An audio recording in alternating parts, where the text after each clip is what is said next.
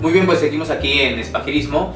Vamos a nuestra siguiente sección llamada Laberinto, en la cual intentamos vincular o relacionar la temática, el autor, el libro del día de hoy con alguna película. En este caso hemos elegido Humano, de Alan Stivelman, película argentina filmada en el 2013. Pues bien, primero hago una explicación muy general de la película, que pertenece al género documental. En realidad es un documental donde el mismo director, que es un cineasta argentino, empieza a hacerse preguntas. Tiene múltiples preguntas, ¿no? Incluso las enumera, y él dice que estas preguntas le han surgido justamente por su existencia. Estas famosas preguntas metafísicas del ¿qué hago aquí? ¿De dónde vengo? ¿Y hacia dónde voy? ¿No? Estas preguntas entonces intentan ser resueltas a lo largo del documental. Sin embargo, pues la conclusión, o a donde va a llegar el director de la película, Alan, pues es totalmente desconcertante para él. Pues bien, entonces una vez que tiene estas preguntas, él intenta encontrar respuestas en diferentes lugares y va a viajar a los Andes para visitar a una aldea que al parecer lleva muy poco tiempo que tiene relación con la civilización. No, todo de civilización siempre es muy ambiguo, pero vaya, con la sociedad moderna o posmoderna.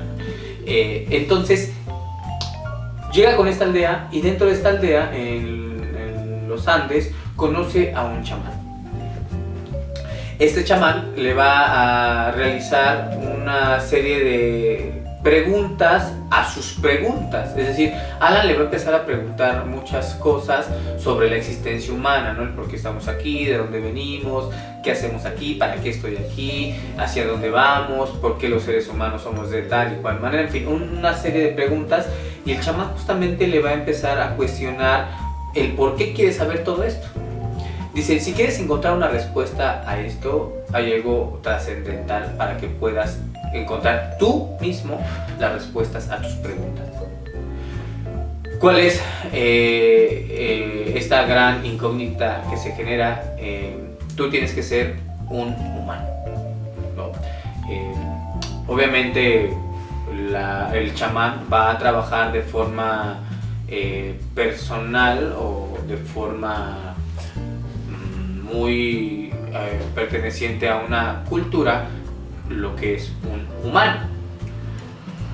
Para esto se tienen que realizar una serie de recorridos, de caminos, de actividades que el chamán va adiestrando a Alan, que se convierte en este caso en su discípulo. Esta relación maestro-discípulo muy constante, ¿no?, para el aprendizaje. Pues bien, entonces Alan acepta. Algo muy característico de este documental es que el chamán siempre va a tener, o casi siempre va a tener, una máscara, ¿no? Una máscara, ¿no?, de colores. No sabemos, obviamente, durante el proceso del documental, cuál es el sentido o el objetivo de usar como este antifaz. Más que máscara, es como un antifaz, ¿no? Corrijo, como más que un antifaz, porque no le cubre todo el rostro, sino solamente esta parte de acá. La primera etapa o prueba, por llamarlo así, es que obviamente tiene que despojarse de aquello que ha aprendido en el mundo civilizado, ¿no?, en la sociedad postmoderna, de donde él proviene, de la Argentina citadina. Lo lleva a escalar ahí mismo en los Andes hasta un lago que está muy muy elevado. Realmente en el documental no dice, o no recuerdo al menos que diga qué lago es, ¿no? Si es el lago Titicaca, ¿no?, el famoso lago Titicaca de los incas, pero bueno, no sé qué lago sea, pero ahí no lo mencionan además, ¿no?, en el lago. Pero algo fuerte ahí en este aprendizaje es que le pide que se sumerja al lago. están a una gran altura y hace muchísimo frío. Primero el chamán es el que se desnuda, está desnudo y se mete al lago, sale, le pide que haga lo mismo a Alan. Alan lo hace y después de que sale parece que arreta así, ¿no? Empieza a bailar y a cantar Alan, y después empieza una conversación justamente entre el maestro, el chamán y Alan.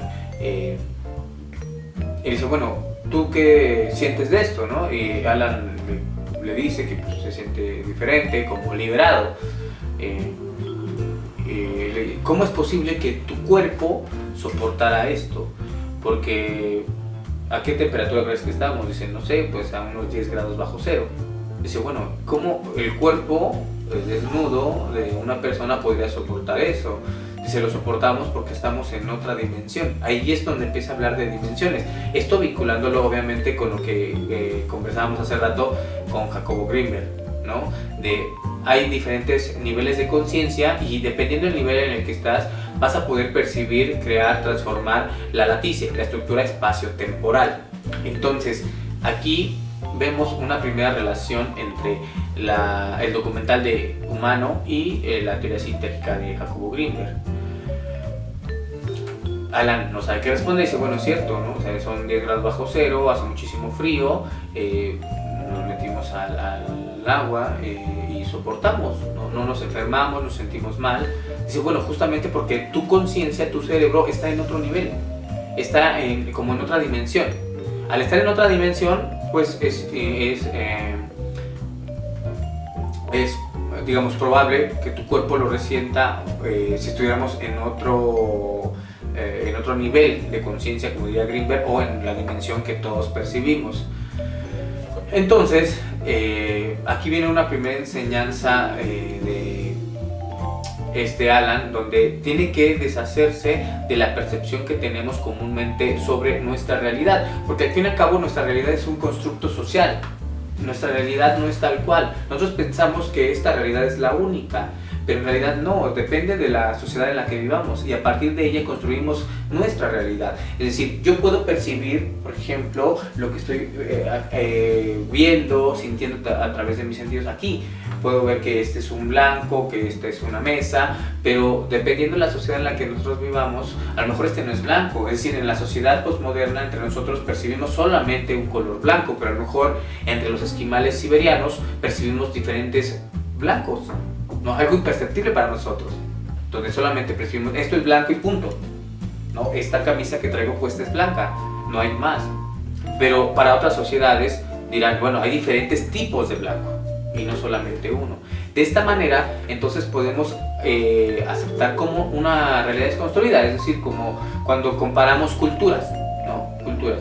En nuestra cultura, nuestra forma de comportarnos es de tal o cual manera, en otras culturas es diferente, ¿no? A lo mejor, bueno, ahorita que estoy hablando de los esquimales siberianos, al parecer hay un ritual en el cual ellos, una forma de demostrar su amistad o su afectividad con una persona, le piden que pase una noche, ¿no?, con su pareja. Es decir, para demostrarle a alguien que es mi amigo o mi amiga, yo le pido que pase una noche entera con mi pareja, ¿no?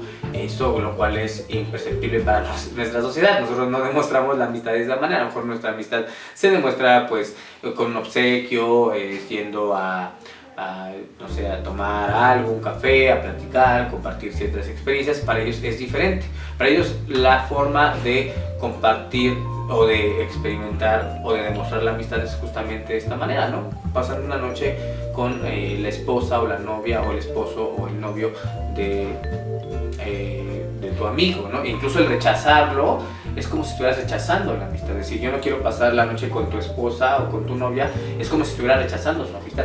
Esto es una realidad construida, no es real. Bueno, es real en el sentido de que es aceptada por una sociedad. Pues bien, esta realidad entonces es construida, no es la única realidad que existe en el mundo. Es decir, el mundo es uno y la interpretación que se hace sobre ese mundo depende de la sociedad que haga esta interpretación.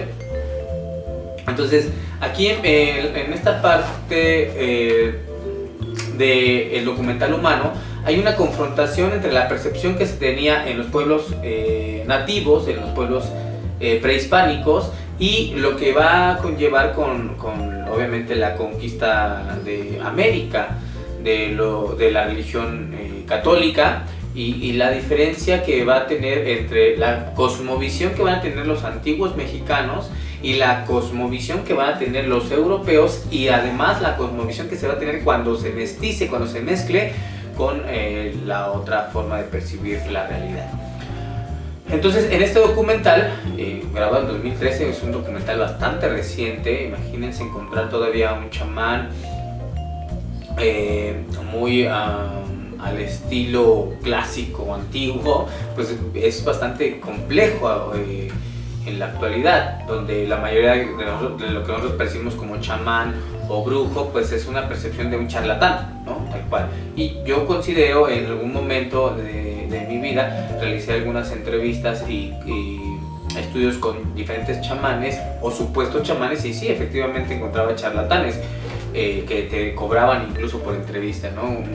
Recuerdo hace unos 5 años, yo creo, platicaba con un supuesto chamán que conocía muchísimo de plantas medicinales, y me dice: te cobro 4,000 por una, así tal cual, 4,000 pesos por una entrevista de 2 horas, y me puedes preguntar lo que tú quieras, ¿no? Así tal cual, ¿no? Entonces, yo creo que en este documental, no sé hasta qué punto hubo esto del pago económico, no lo sé, pero bueno, el documental lo que demuestra es efectivamente la percepción que se va a tener sobre la realidad, en este caso de los pueblos indios, de los pueblos indígenas y de los pueblos andinos. Entonces, la confrontación, ¿cuál es? Entre la percepción occidental y la percepción indígena. Bueno, dice, en realidad esta cuestión de la realidad se percibe desde un factor externo. Es decir, el catolicismo te va diciendo qué es lo que tienes que hacer. Tú nunca lo aceptas como tal. Pues es decir, tú no puedes hacer tal cosa porque entonces va a haber una falta o lo que se conoce como un pecado, ¿no? Es decir, al violar alguno de los 10 mandamientos estás generando un pecado mortal. Al violar alguna de las restricciones de otro tipo de reglamento católico, pues estamos hablando de pecados veniales, ¿no? Pecados como que no son mortales, ¿no? Que no te condenarían al fuego eterno. Entonces esta construcción del pecado en el catolicismo pues te va a determinar tu forma de comportarte, tu comportamiento.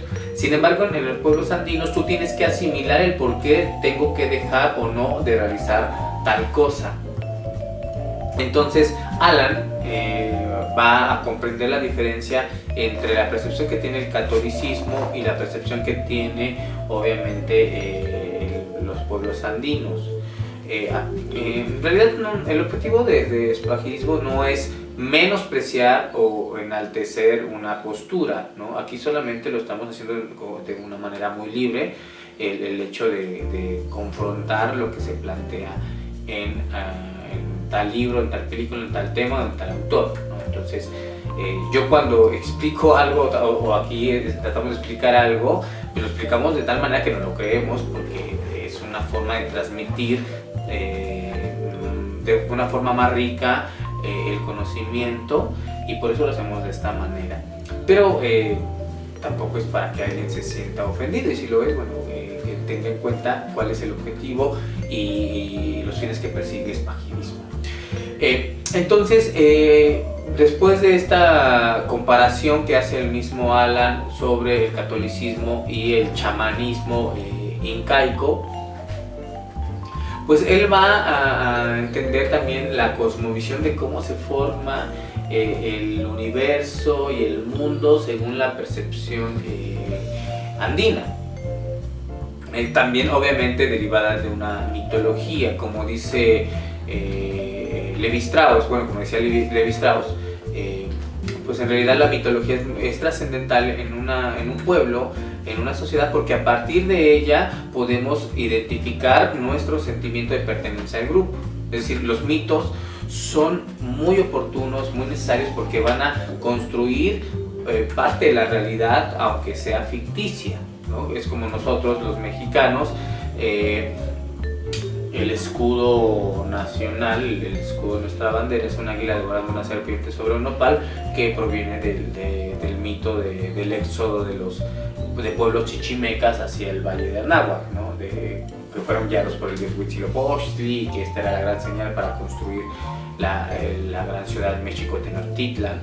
Entonces, más bien es como este sentido, ¿no? del mito para construir cierto sentimiento de pertenencia. Pues bien, entonces se le narra el mito originario o creacionista de los pueblos andinos, y Alan cada vez va comprendiendo y va aceptándose más como un ser humano. Otro punto trascendental en el documental es cómo el chamán le pide o le obliga a que digamos sea más agudo con sus otros sentidos, y no exclusivamente la vista.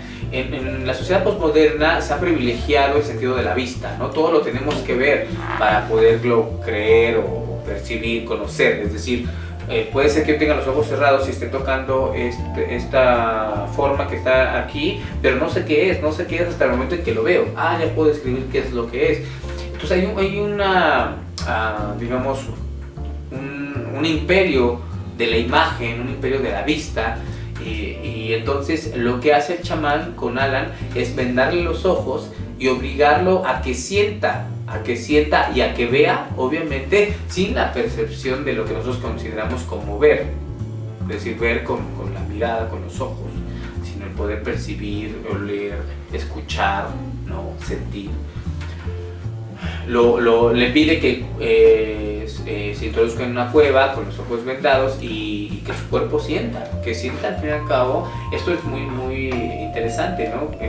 Esta experiencia de poder vendarnos los ojos. De hecho, muchos terapeutas hacen esta técnica de vendarse los ojos e intentar percibir nuestro entorno, no desde la vista, ¿no? Incluso cuando tenemos algún problema con la energía eléctrica, ¿no? Y está todo oscuro, nos sentimos inseguros. Nos sentimos inseguros porque nuestro sentido, el más privilegiado, que es la vista, no lo podemos usar porque todo está oscuro, y entonces tenemos que recurrir, ¿no? Al tacto, digamos al oído, incluso en algunos casos al olfato, ¿no? Entonces más bien esto es lo que trata de hacer el chamán: despertar esta parte sensible que nos remonta a ser humanos. Después de este recorrido que Alan lleva, lo concluye justamente en el momento en que él acepta o percibe lo que es un ser humano. Un ser humano que piensa, que siente, que percibe, que acepta, deja ir, ¿no? Porque también hay una parte muy interesante en el desapego, el desapego en el ser humano, ¿no? El no tener o el no poder aferrarse a algo específico, es decir, el poder sentirse libre. Y en el momento en que tú te aferras a algo, en ese momento ya eres esclavo de aquello a lo que te aferras. Cuando Alan logra esto, entonces puede decirse que es un ser humano. En ese momento, la parte final del documental, el chamán se quita este antifaz, ¿no? Y le explica que el antifaz lo usa o lo tenía justamente porque el objetivo era que él no viera solamente a una persona cualquiera, ¿no? Soy un chamán, sí, soy una persona cualquiera que pueda alcanzar niveles, no tengo nada de extraordinario, no soy un elegido ni nada por el estilo, soy un ser humano. Esto es lo que quiero que veas. Jacobo Greenberg justamente dice que lo que vemos en otro rostro es un espejo. Es decir, lo que veo yo en la otra persona es a mí mismo. La otra persona que está frente a mí, la otra persona que me está viendo, soy yo mismo. O sea, la otra persona que está ahí es un ser humano como yo, que se equivoca, que aprende, que está en un proceso de aprendizaje, que siente, que no siempre va a tener la razón. Y eso es justamente este sentido de lo que es un ser humano, de lo que es un humano, es tan interesante en el documental, que tiene que ver mucho con lo que Jacobo Greenberg, digamos, propone, ¿no? esta parte de la meditación. Vaya, ¿cuál ha sido la teoría de por qué lo desaparecieron? Ahorita lo tomo o lo retomo al punto. Es que lo desaparecen al parecer porque él descubre cómo nuestro cuerpo puede autorregenerarse sin necesidad de recurrir a medicamentos, sino que nuestro cuerpo puede regenerarse a partir de la meditación. Nuestra mente es capaz de regenerar nuestro cuerpo, lo cual no es algo descabezado, no algo traído de otra galaxia, sino que efectivamente se ha comprobado que nuestra mente es capaz de reconstruirnos. El efecto placebo, por ejemplo, ¿no? Donde te dicen que es una pastilla mágica que nos va a curar de tal cosa, en realidad es un dulce, me lo como y empiezo a mejorar. Entonces, yo creo que esta comparación entre humano y la teoría de Jacobo Grinberg es trascendental, porque nos va a permitir entender cómo en esta sociedad postmoderna podríamos lograr una regeneración de nosotros mismos. Y vaya, retomando la parte de por qué lo desaparecen, es si nuestro cuerpo se puede regenerar a sí mismo, nos olvidamos de los medicamentos. La industria farmacéutica se viene abajo. O sea, ya vamos a necesitar comprar medicamentos. Además, porque nuestra sociedad está acostumbrada a esto, está acostumbrada a la insensibilidad. Es decir, no nos gusta sentir lo que sea, O sea, tenemos un dolor de cabeza, ¿qué es lo que hago? Me medico, ¿no? Me siento mal, me medico, ¿no? Me tomo una pastillita que me ayuda a sentirme bien, ¿no? Que me droga, que me adormece y ya no siento el dolor. Nuestra sociedad no está acostumbrada a sentir, ¿no? Todo lo tenemos que ver desde fuera. El surgimiento, por ejemplo, de los sensoramas, ¿no? Donde tú pagas o tú tienes que ir a un lugar donde te hacen sentir, porque tú ya no eres capaz de sentir en la vida misma, en la vida cotidiana. Y entonces, en ese sentido, Jacobo Grinberg lo que proponía era lo otro, el que tú logres volver o retornar a esta parte sensible, a esta parte humana que existe en ti. Hay que recordar que regresar no siempre es retroceder. O sea, no quiere decir que nos volvamos trogloditas y que nos vayamos a la cueva a vivir como salvajes, sino más bien el poder reafirmarnos como seres humanos, como ser conscientes que estamos en un mismo planeta donde otros seres conviven. Bueno, pues continuamos.